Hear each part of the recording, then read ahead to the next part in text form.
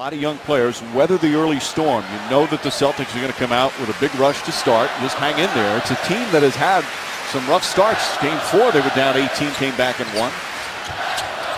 I remember another game earlier this year. They missed their first 14 shots from the field to start the game. Then came back and took a lead. Rondo misses.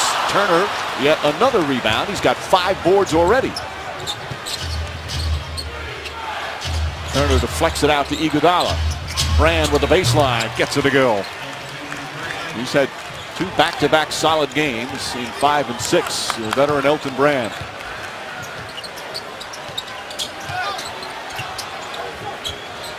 Allen the catch. He thought he got hit.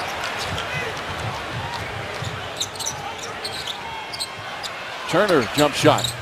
And Sixers not even close on a number of these jumpers. Rondo finding Bass. Pause now has to come out.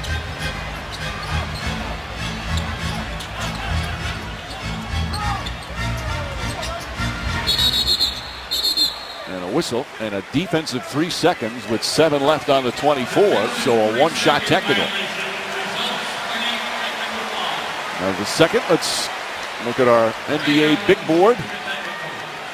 Tomorrow night on TNT, Game 1 from San Antonio. Spurs in Oklahoma City, 8:30 Eastern start. The Eastern Conference Final starts on ESPN on Monday night in Miami. Either Philly or Boston. And then Tuesday back on TNT, Oak City and San Antonio. What a great series for that has potential to be, Jeff. Both teams playing exceptionally well. And 2 of the most unselfish teams in basketball. Really share the ball, spread the ball around. They're really enjoyable to watch. Only 1 loss between them. Spurs perfect in the playoffs. Oklahoma City with just 1 loss. Quite a difference in the East, where these 2 teams have battled every step of the way.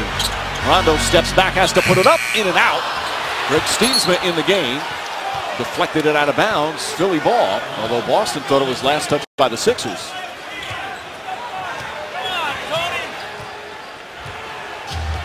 Both coaches up and shouting instructions early.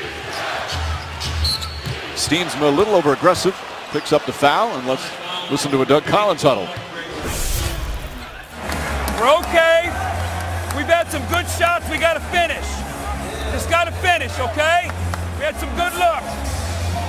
Calm ourselves down a little bit, all right? Just calm ourselves down. We're trying to go too fast. Too fast. Play defense, offense, just calm ourselves down, okay? Keep attacking, keep looking for our shots. Been a struggle so far, though. LaVoy Allen just in the game turns it over. Rondo tried to get it down low, deflected last touch by Ray Allen. He's had those kind of conversations with his team a lot. Again, there are a lot of young players on this team. First big playoff pressure for many of them. Like what he said about a month ago, talked about these players today, Jeff, are very sensitive, very fragile. I have to kind of treat them with kid gloves, yet I'm still looked upon as an ogre. Steensma on a reach-in. Yeah, I'm not sure where people, as we see the experience factor for the 76ers, I'm not sure where the idea that coaching should be non-confrontational came about, because when you're coaching, you want things and habits to change. And Doug Collins has done a great job here of changing habits, and the only way to do that is to challenge players on what needs to be corrected. And you can look at correction one of 2 ways, as coaching or as criticism. Great players want to be coached. That's what I do know. Well, he also says, and he takes this from Chuck Daly, in the playoffs, all players want to be coached. He loves coaching postseason basketball because the focus and desire to listen becomes rather high as Elton Brand knocks down another. Well, exactly. There are going to be times in every long regular season where your team is more receptive than others. But in the playoffs, everybody's receptive. Pierce misses, but LaVoy Allen can't hold on. Allen getting early minutes once again. And he's been a real surprise. Nice addition for this Sixer team. A rookie from Temple, right down the block from where the Sixers play.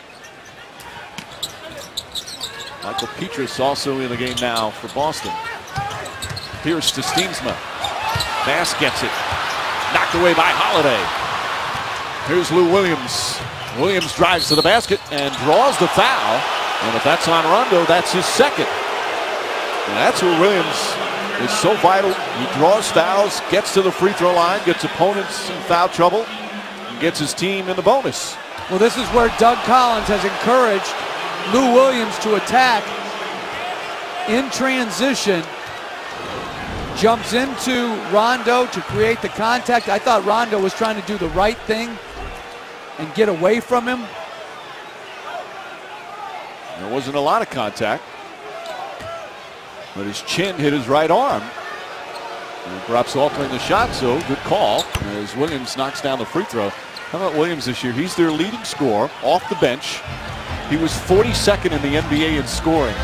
Now, sometimes that happens with bad teams, but rarely on a winning team where their leading scorer is that low amongst the league leaders.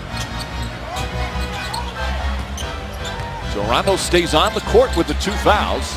Bass rushed that shot. And you're seeing right now the value of Garnett. Philadelphia offensively is attacking him in the pick and rolls and getting what they want. As there's a steal and turnover, and Rondo's going to get a breakaway. And he hurt himself, comes up with a grimace. He landed a bit awkwardly. But going back to Garnett's value, and offensively, there's not the spacing on the floor with Steensman. He'd love to be able to leave Garnett out there. As Allen's shot way short. They throw it out. Lou Williams able to recover. Shot clock down to 3. Williams is going to have to hoist it up. Fires up the three-pointer and does hit the rim. Iguodala able to get the rebound.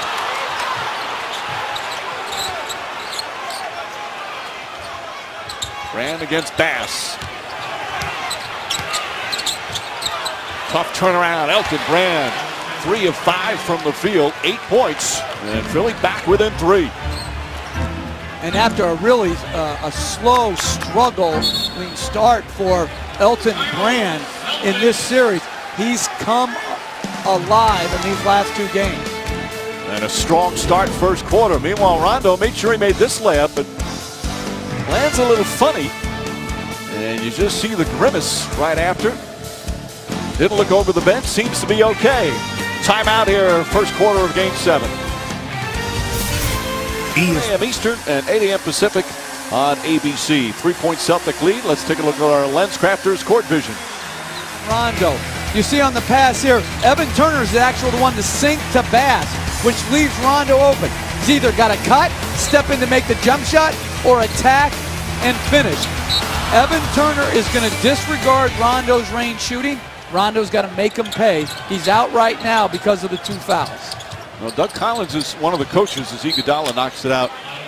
He feels the game plan is better. Make Rondo a scorer, that he's just so much more dangerous when the assist total goes up and everybody gets involved. Well, I think what the Celtics need is both. I think they need both points and assists. He's that important to their team. And right now, with Garnett out and Rondo sitting as well, the Celtics are going to have to do a good job moving the ball because they don't have a lot of first options. Oh, Michael Petrus throws it down. Petrus has also been bothered by some knee problems, but if he could give them a lift, they really don't have a spark off the bench. Well, and that all started with the trap of Pierce. He did a good job moving the ball. And they kept moving it, and Petrus did a good job attacking the closeout. Pierce, meanwhile, picks up his first foul as he bumped into Iguodala. Well, Bass does a good job dribbling at Petrus, who attacks. Lavoy Allen doesn't shut off the penetration. And that's Petrus from 3 years ago. Yep. Michael Petrus from France. Signed him during the regular season. A good player when he's been healthy. And I'll tell you the biggest statistical anomaly so far in the playoffs, Mike, is Philadelphia never got to the free throw line in the regular season. They almost set an NBA record for fewest free throw attempts a game. And they are absolutely living at the free throw line in the postseason against the Bulls, who fouled the very least amongst all NBA teams, and now against the Celtics, who do a good job avoiding fouls. Well, Doug Collins said one of the things he's worked on